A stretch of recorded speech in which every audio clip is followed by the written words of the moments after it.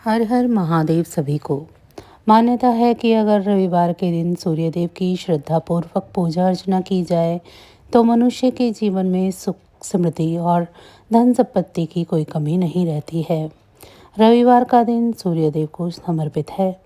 मान्यता है कि अगर रविवार के दिन सूर्यदेव की श्रद्धापूर्वक पूजा अर्चना की जाए तो मनुष्य के जीवन में सुख समृद्धि और धन संपत्ति की कमी नहीं रहती है। साथ ही शत्रुओं से सुरक्षा भी होती है। सूर्यदेव का व्रत करने के साथ साथ अगर आप इनकी व्रत कथा भी सुनते हैं तो आपकी सभी मनोकामनाएं पूर्ण हो जाती हैं। तो चलिए जानते हैं सूर्यदेव की व्रत कथा के बारे में। प्राचीन काल की बात है, एक बुढ़िया थी जो नियमित तौर पर रविवार के दिन सूर्यदेव से पूर्व उठकर नित्य कर्मों से निर्वृत्त होकर अपने आंगन को गोबर से लीपती थी जिससे वे स्वच्छ हो सके।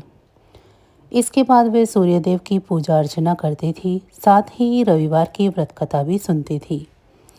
इस दिन वो एक समय भोजन करती थी और उससे पहले सूर्यदेव को भोग लगाती थी।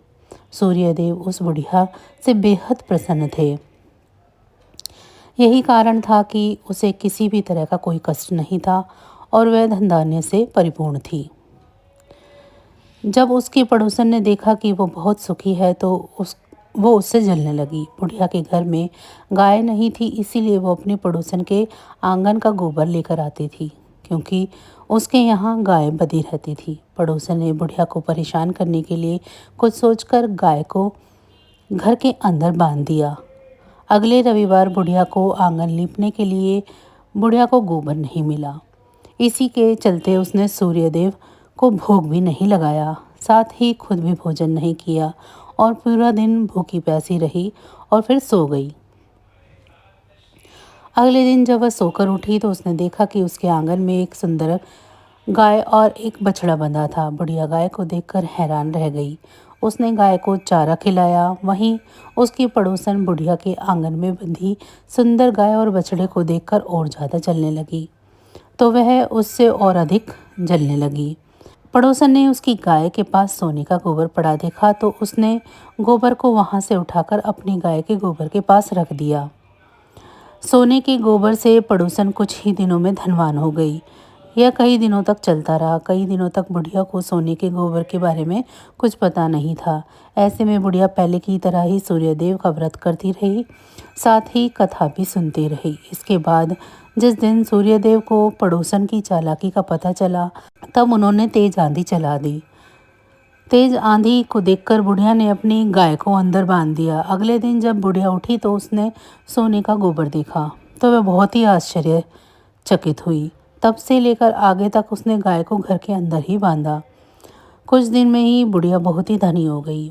बुढ़िया की सुखी और धनी स्थिति को देखकर पड़ोसन और जलने लगी। पड़ोसन ने अपने पति को समझा बुझाकर उसे नगर के राजा के पास भेजा। जब राजा ने उस सुंदर गाय को देखा तो वह बहुत खुश हुए। सोने के गोबर को देखकर तो और भी खुशी का ठिकाना न रहा। उसे नगर के राजा के पास भेज दिया। सुंदर गाय को देखकर राजा बहुत खुश हुआ। सुबह जब राजा ने सोने का गोबर देखा तो उसके आश्चर्य का ठिकाना न रहा। वहीं बुढ़िया भूखी प्यासी रहकर सूर्य भगवान से प्रार्थना कर रही थी। सूर्यदेव को उस पर करुणा आई। उसी रात सूर्यदेव राजा के सपने में आए और उससे कहा कि हे राजन, बुढ़िया की गाय व बछड़ा तुरंत वापस कर दो।